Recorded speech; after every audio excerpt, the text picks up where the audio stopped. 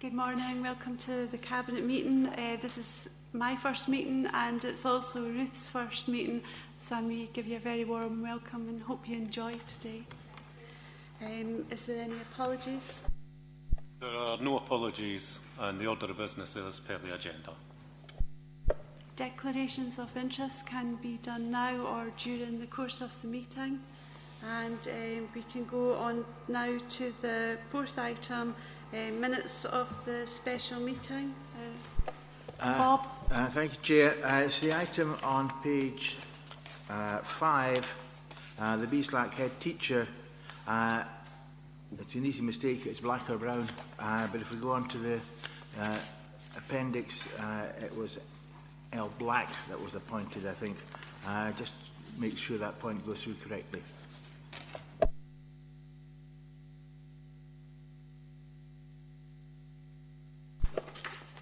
That's fine. Gordon has an explanation for that. No, I take it the Chair was actually taking us on to item 4 on the agenda, which was a special meeting of the Cabinet, and then the actual minutes of the Cabinet. I understand the point that Councillor Constable's made, which is in connection with the education appointment item, which is further on in the agenda. So, I mean, I take on board the comments that you made, but the actual item under discussion was actually the minutes of the special Cabinet and then the actual Cabinet meeting itself.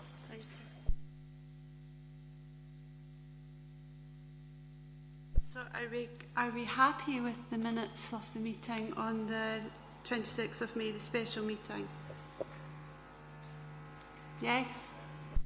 And item B, the minutes of the meeting of the 26th of May, pages 5 to 10. Yeah, that's the one I was referring to. Yeah. Just jump the gun. Thank you. And now we go on to item 5, the appointment of the Church of Scotland representative in education matters. A report by Gary Sherratt. Thanks, Chair. This report's just advised Cabinet of the appointment of Reverend Ruth Halley as a new Church of Scotland representative for educational matters. This follows the resignation of Mr Paul Hayes.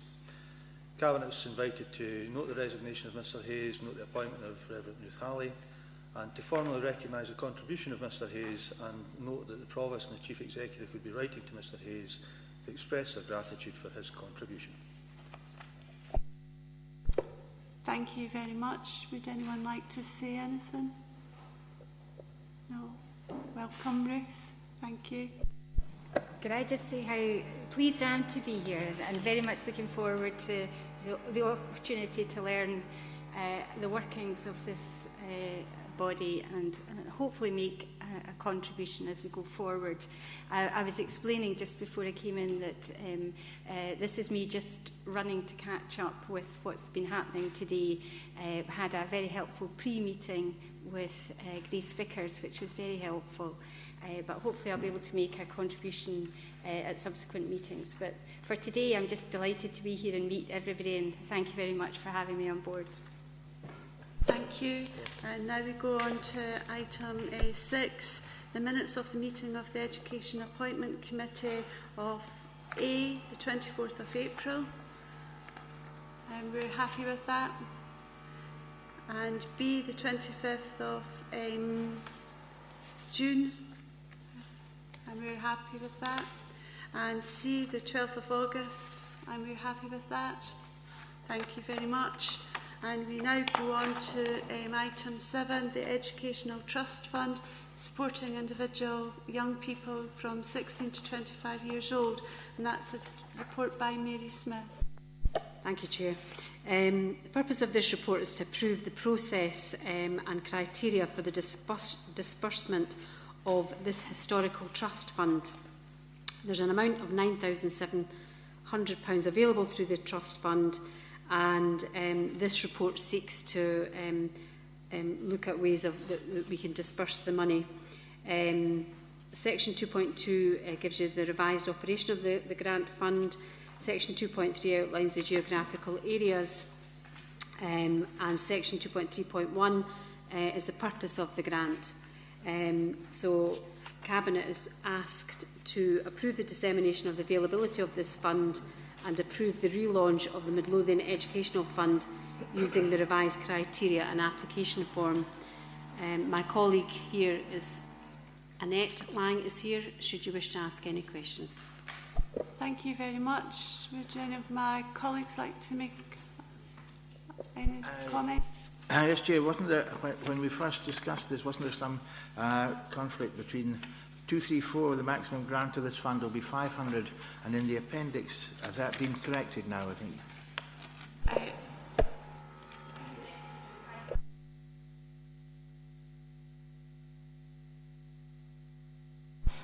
I did notice that some of the new battles have been taken out the form and some have not. On page 30, which is page 2, it still mentions New Battle and Newton Grange. I thought we were going to take all the new battles out.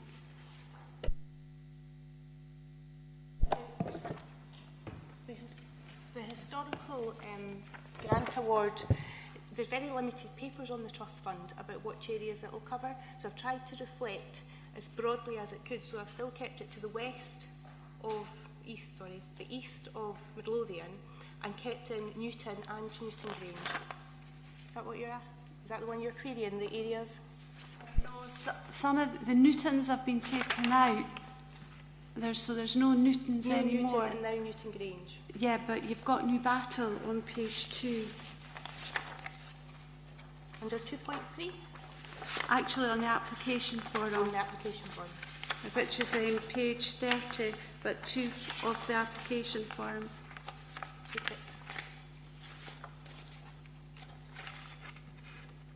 Yes, you're right, Newton's still there and that should be taken out. I'll make that amendment. Thank you. Any more comments? Is Lone Head okay? Well, that's Midlothian West. Lone Head was still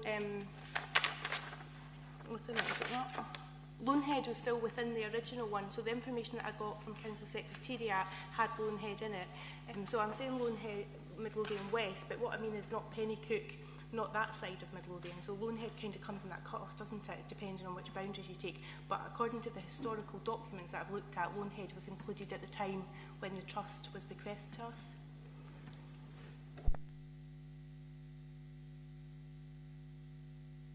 No chance of slipping in Last Wade and Bonnerig then?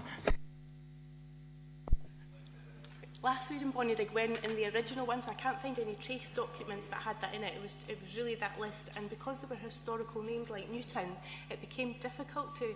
I tried to reflect what the trust fund originally had in it, so that I wasn't stretching it too far.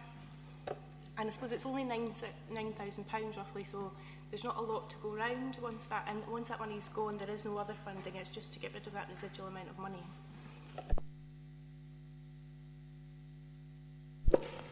Thank you very much. Any other comments? No? Good. Now we go on to number 8, Council House Building Programme Phases 1 and 2, and a progress report by Gary. Thank you. Thanks again, Chair. As you say, this is an update to Cabinet on the progress we're making on the house building programmes. One or two residual items from the original phase of housing.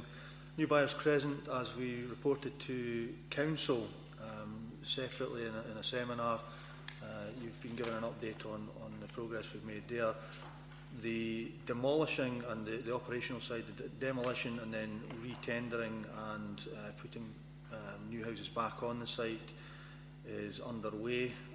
The demolition is scheduled to commence as soon as the houses have been decanted. At this point in time, we're predicting sometime in September, but that obviously depends on whether or not all the tenants are out. Scottish Water contributions, we have given an estimate there of £500,000, which we're expecting to recover back to Council for the installation of the infrastructure in our new builds under Phase 1, and that should come through by the end of this calendar year. On house building Phase 2, we have already 4 completed sites in there as listed under 2.21. Then in construction stage we have one which is actually due to complete this week at Eastfield Drive in Pennycook, and then we've got Edgefield Road in Lone Head started on site. In the pre-construction stage we have 2 sites with an imminent contract award at Stop Hill Road and Poulton Street in Bonnerig, Both of those are going through final discussions with environmental health to deal with the ground conditions on the sites. Beyond that, we've two out to tender, listed under 2.24 in the report. These are at New Byers Crescent, replacing the houses which will ultimately be demolished, and then the second phase at Stobhill Road in Gorebridge. Beyond that, we have sites at Kirkhill Road and Darcy Road in Mayfield, which are going through design development at this stage, and they will come through with the balance of the budget that we have remaining after the other sites are tendered and contracted. 2.27 lists the fact that we have a 12-person unit for complex care, and that's due to commence in September this year as well. Recommendations of this report is to note the content of the report and the progress being made on phases 1 and 2. Thank you, Derek. Right, thanks, Chair. Thanks, Gary. Yeah, I think it shows that as a council we are, I would think we're probably punching above our weight as far as supplying social housing or trying to meet the needs.